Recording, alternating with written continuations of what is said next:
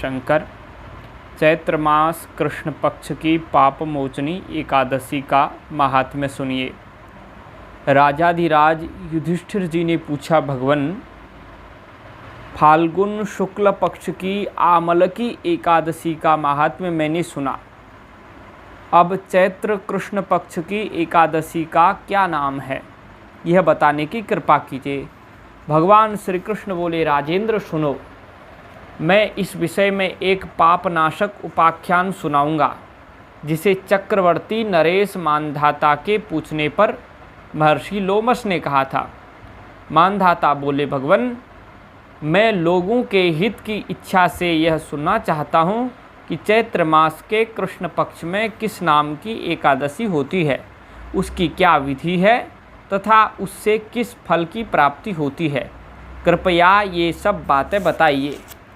लोमश जी ने कहा, नृपश्रेष्ठ, पूर्व काल की बात है, अप्सराओं से सेवित चैत्ररथ नामक वन में, जहाँ गंधर्वों की कन्याएं अपने किंकरों के साथ बाजे बजाते हुए विहार करती हैं, मंजू घोषा नामक अप्सरा मुनिवर मेधावी को मोहित करने के लिए गई। वे महर्षि उसी वन में रहकर ब्रह्मचर्य का पालन करते थे। मंजू घोषा मुनि के भय से आश्रम से एक कोस दूर ही ठहर गई और सुंदर ढंग से वीणा बजाती हुई मधुर गीत गाने लगी। मुनि श्रेष्ठ मेधावी घूमते हुए उधर जा निकले और उस सुंदरी अप्सरा को इस प्रकार गान करते देख सेना सहित कामदेव से परास्त होकर बरबस मोह के वशीभूत हो गए। मुनि की ऐसी अवस्था देख मंजू घोषा उनके समीप आई और वीणा नीचे रखकर उनका आलिंगन करने लगी। मेधावी भी उसके साथ रमण करने लगे। कामवश रमण करते हुए उन्हें रात और दिन का भी भान न रहा। इस प्रकार मुनिजनोचित सदाचार का लोप करके अप्सरा के साथ रमण करते उन्हें बहुत दिन व्यतीत हो गए। मंजू घोषा देवलोक में जाने को तैयार हुई। जाते समय उसने मुनि श्रेष्ठ मेधावी से कहा, ब्राह्मण, आप मुझे अपने देश जाने की आज्ञा दीजिए। मेधावी बोले, देवी, जब तक सवेरे की संध्या न हो जाए तब तक मेरे पास ही ठहरो। अप्सरा ने कहा, विप्रवर, अब तक न जाने कितनी संध्या चली गई, मुझ पर कृपा करके बीते हुए समय का विचार तो कीजिए। लोमश जी कहते हैं, राजन, अप्सरा की बात सुनकर मेधावी के नेत्र आश्चर्य से चकित हो उठे। उस समय उन्होंने बीते हुए समय का हिसाब लगाया तो मालूम हुआ कि उसके साथ रहते हुए 57 वर्ष हो गए। उसे अपनी तपस्या का विनाश करने वाली जानकर मुनि को उस पर बड़ा क्रोध हुआ। उन्होंने शाप देते हुए कहा, पापिनी, तू पिशाची हो जा। मुनि के शाप से दग्ध होकर वह विनय से नतमस्तक होकर बोली, विप्रवर, मेरे शाप का उद्धार कीजिए। 7 वाक्य बोलने या 7 पद साथ साथ चलने मात्र से ही सत्पुरुषों के साथ मैत्री हो जाती है। ब्राह्मण, मैंने तो आपके साथ अनेक वर्ष व्यतीत किए हैं, अतः स्वामिन, मुझ पर कृपा कीजिए। मुनि बोले, भद्रे, मेरी बात सुनो, यह साप से उद्धार करने वाली है, क्या करूं? यह साप से उद्धार करने वाली है, मैं क्या करूं? तुमने मेरी बहुत बड़ी तपस्या नष्ट कर डाली है। चैत्र कृष्ण पक्ष में जो शुभ एकादशी आती है उसका नाम है पाप मोचनी। वह सब पापों का क्षय करने वाली है। सुंदरी, उसी का व्रत करने पर तुम्हारी पिशाचता दूर होगी। ऐसा कहकर मेधावी अपने पिता मुनिवर च्यवन के आश्रम पर गए। उन्हें आया देख च्यवन ने पूछा, बेटा, यह क्या किया तुमने? तो अपने पुण्य का नाश कर डाला। तुमने तो अपने पुण्य का नाश कर डाला। मेधावी बोले, पिताजी, मैंने अप्सरा के साथ रमण करने का पातक किया है। कोई ऐसा प्रायश्चित्त बतलाइए जिससे पाप का नाश हो जाए। च्यवन ऋषि बोले, बेटा, चैत्र कृष्ण पक्ष में जो पाप मोचनी एकादशी होती है उसका व्रत करने से पाप राशि का विनाश हो जाएगा। पिता का यह कथन सुनकर मेधावी ने उस व्रत का अनुष्ठान किया। इससे उनका पाप नष्ट हो गया और वे पुनः तपस्या से परिपूर्ण हो गए। इसी प्रकार मंजू घोषा ने भी इस उत्तम व्रत का पालन किया। पाप मोचनी का व्रत करने के कारण वह पिशाच योनि से मुक्त हुई और दिव्य रूप धारिणी श्रेष्ठ अप्सरा होकर स्वर्गलोक में चली गई। राजन, जो श्रेष्ठ मनुष्य पाप मोचनी एकादशी का व्रत करते हैं उनका सारा पाप नष्ट हो जाता है। इसको पढ़ने और सुनने से सहस्त्र गोदान का फल मिलता है। गोहत्या, सुवर्ण की चोरी, सुरापान और गुरुपत्नी गमन करने वाले महापातकी भी इस व्रत के करने से पाप मुक्त हो जाते हैं। यह व्रत बहुत पुण्यमय है। अब आप सुनिए चैत्र मास शुक्ल पक्ष की कामदा एकादशी का महात्म्य। इससे पहले आपने चैत्र मास के कृष्ण पक्ष की पापमोचनी एकादशी का व्रत सुना। एकादशी मैया की जय।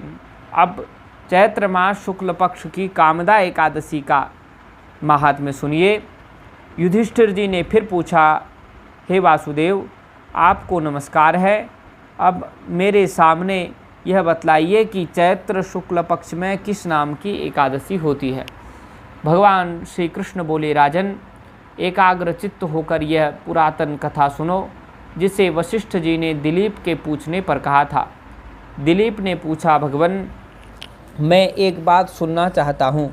चैत्र मास के शुक्ल पक्ष में किस नाम की एकादशी होती है। वशिष्ठ जी बोले, राजन, चैत्र शुक्ल पक्ष में कामदा नाम की एकादशी होती है। वह परम पुण्यमयी है। पाप रूपी ईंधन के लिए तो वह दावानल ही है। प्राचीन काल की बात है, नागपुर नाम का एक सुंदर नगर था जहाँ सोने के महल बने हुए थे। उस नगर में पुंडरीक आदि महाभयंकर नाग निवास करते थे। पुंडरीक नाम का नाग उन दिनों वहाँ राज्य करता था। गंधर्व, किन्नर और अप्सराएं भी उस नगरी का सेवन करती थी।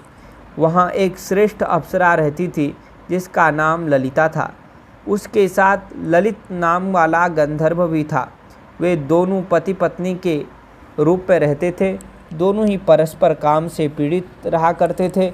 ललिता के हृदय में सदा पति की ही मूर्ति बसी रहती थी और ललित के हृदय में सुंदरी ललिता का नित्य निवास था। एक दिन की बात है, नागराज पुंडरीक राजसभा में बैठकर मनोरंजन कर रहा था।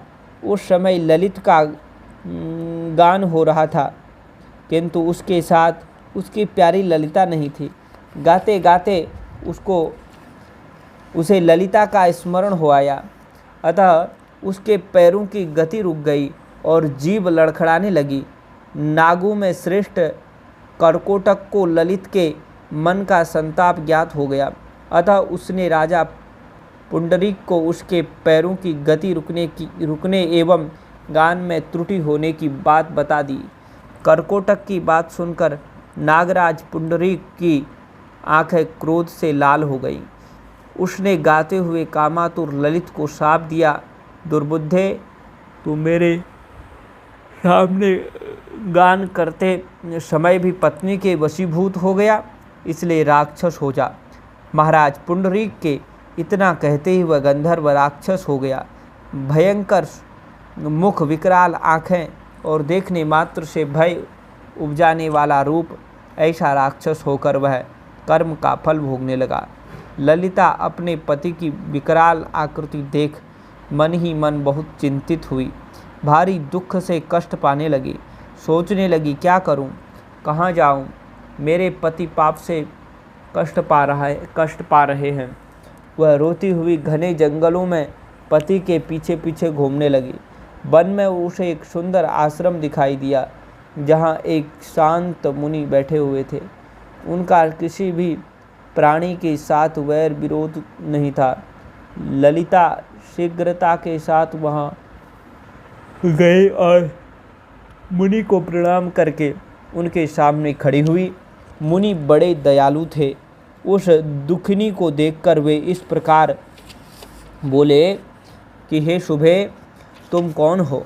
कहाँ से यहाँ आई हो? मेरे सामने सच सच बताओ। ललिता ने कहा, महामुने, वीर धनवा नाम वाले एक गंधर्व हैं। मैं उन्हीं महात्मा की पुत्री हूँ। मेरा नाम ललिता है। मेरे स्वामी अपने पाप दोष के कारण राक्षस हो गए हैं। उनकी यह अवस्था देखकर मुझे चैन नहीं है। ब्राह्मण, इस समय मेरा जो कर्तव्य हो वह बताइए। विप्रवर, जिस पुण्य के द्वारा मेरे पति राक्षस भाव से छुटकारा पा जाए उसका उपदेश कीजिए। ऋषि बोले, भद्रे, इस समय चैत्र मास के शुक्ल पक्ष की कामदा नामक एकादशी तिथि है, जो सब पापों को हरने वाली और उत्तम है। तुम उसी का विधि पूर्वक व्रत करो और इस व्रत का जो पुण्य हो उसे अपने स्वामी को दे डालो। पुण्य देने पर क्षण भर में ही उसके पाप का दोष दूर हो जाएगा। राजन, मुनि का यह वचन सुनकर ललिता को बड़ा हर्ष हुआ। उसने एकादशी को उपवास करके द्वादशी के दिन उन ब्रह्मर्षि के समीप ही भगवान वासुदेव के श्री विग्रह के समक्ष अपने पति के उद्धार के लिए यह वचन कहा, मैंने जो यह कामदा एकादशी का उपवास व्रत किया है